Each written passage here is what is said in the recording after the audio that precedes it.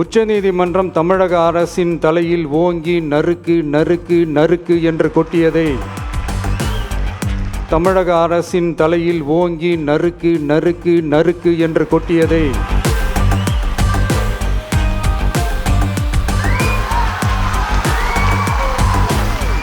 நான் கேட்கல, உச்சநீதிமன்றம் கேட்டிருக்கிறாங்க. இதையும் முதல்வர் அவர்கள் மறந்துட்டாரா?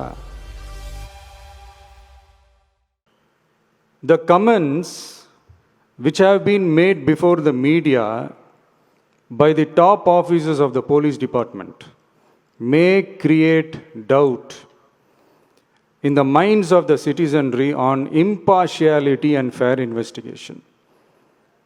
The faith and trust of the general public on the process of investigation must be restored in the criminal justice system. அதாவது அரசு காவல் உயர் அதிகாரிகள் ஊடகங்களிடம் பேசியது என்பது பொதுமக்களிடையே நியாயமான விசாரணை நடக்குமா என்ற சந்தேகத்தை ஏற்படுத்தக்கூடும் என்றும்,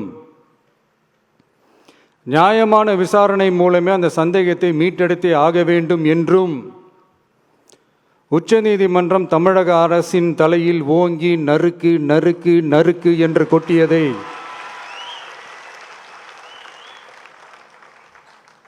முதல்வர் அவர்கள் மறந்துட்டாரா?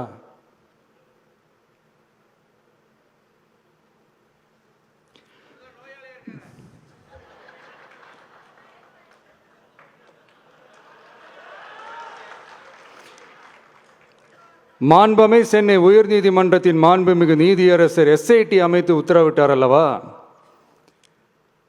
அந்த உத்தரவை ஏதோ சட்டத்தின் மீதும் நீதி பரிபாலனத்தின் மீதும் மரியாதை கொண்டவர்கள் போல ஒரு நாடகத்தனமான கொண்டாட்டத்தை திமுகவிற்கு ஒத்து ஊதுவோரும் நடத்தி கூத்தாடி குதூளித்தனர் அல்லவா? தாவேக்காவிற்கு எதிராகவும் நமக்கு எதிராகவும் உயர்நீதிமன்ற மாண்புமிகு நீதியரசர் தீர்ப்பளித்து விட்டதாக விதந்தோதி விழா எடுத்தனர் அல்லவா? அந்த உத்தரவை குறித்து சொல்லும்போது எந்த ஆவணத்தின் அடிப்படையில் அந்த உத்தரவு அமைக்கப்பட்டது? நான் கேட்கல, உச்சநீதிமன்றம் கேட்டிருக்கிறாங்க.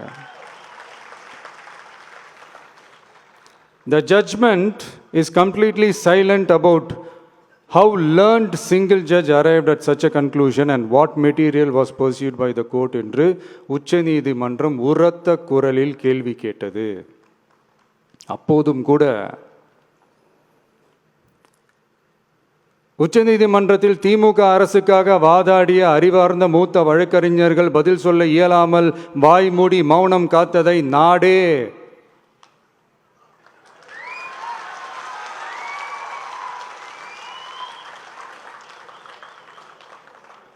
பார்த்ததல்லவா? இதையும் முதல்வர் அவர்கள் மறந்துட்டாரா?